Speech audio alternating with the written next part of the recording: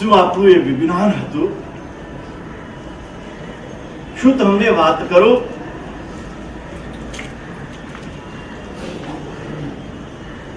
લગ્નની તિથિ કરતા વિશેષ મહત્વ ગર્ભાધાનનો દિવસ ને સમય નક્કી કરવાનું મહત્વ વિશેષ હતું. એનું મુહૂર્ત જોઈએ, શ્રેષ્ઠ મુહૂર્ત ગર્ભાધાનનું જોઈએ.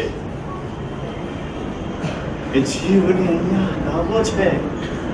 એ જીવ કયા સમય આવે?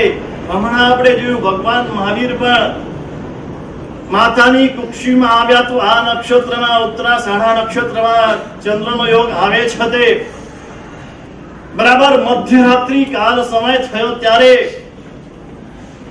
માતાના ગર્ભમાં આવે છે. યોગ્ય મુહૂર્ત છે, યોગ્ય સમય છે, યોગ્ય દિવસ છે, એનો જોઈએ અને એના આધારે લગ્નની તિથિ નક્કી કરી.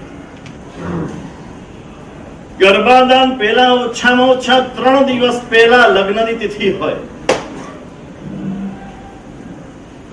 એટલે શું થયું?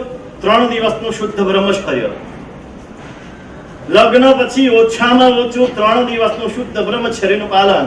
હમણાં તમારી સામે જે ભાઈ ઉભા હતા, જાણો છો શું નામ છે? અભયભાઈ છે, ડોક્ટર અભયભાઈ. લગ્ન કર્યા એ દિવસે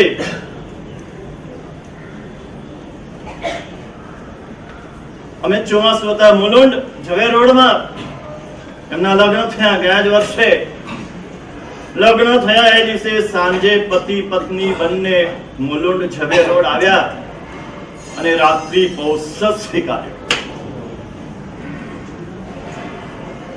લગ્નના દિવસે રાત્રે શ્રાવિકા સાધ્વીજી ભગવાનની પાસે, શ્રાવક અભયભાઈ અમારી પાસે રાત્રિ પૌષધ કર્યો છે. બીજે દિવસ સવારે બંને શત્રુંજય ગિરિરાજની યાત્રા કરવા ગયા છે. શંખેશ્વર ગયા ને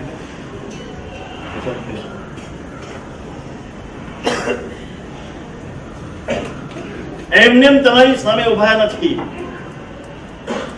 આજે આ કાર્યને સંપૂર્ણ ડિવોટેડ થઈને કરી રહ્યા છે. 5 વર્ષથી અમારા કાર્યની સાથે જોડાયેલા છે અને આ કાર્યને માટે પોતાના બીછા કર્મને ગૌણ કરી દીધા છે. પોતે ડોક્ટર છે, આયુર્વેદિક ડોક્ટર છે. બીજા દવાખાનામાં જતા હતા એ બધા છોડી દીધા અને હવે આ કાર્યને સંપૂર્ણ સમર્પિત થઈને કાર્ય કરી રહ્યા છે અને પોતાના જીવનમાં પણ એનું આચરણ કરી રહ્યા છે.